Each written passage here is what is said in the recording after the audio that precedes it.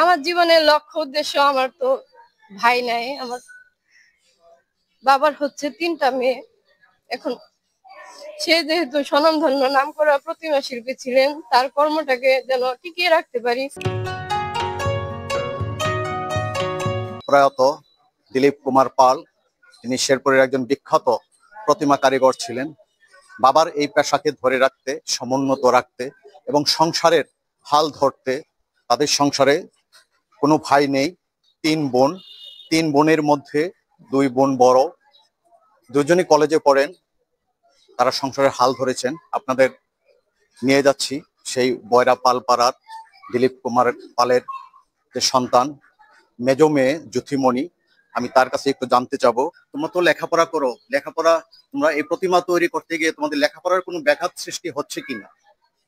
ব্যাঘাত বলতে আমাদের একটু কষ্ট হচ্ছে আর কি, কাজও চালিয়ে যাচ্ছি, তার মাঝখানে এখন পরীক্ষাও চলছে আমাদের। আমার পরীক্ষা, আমার বড় বোনের এখন পরীক্ষা চলছে, পড়ালেখাও করতে হচ্ছে, কাজও করতে হচ্ছে, একটু চাপটা আর কি বেশি।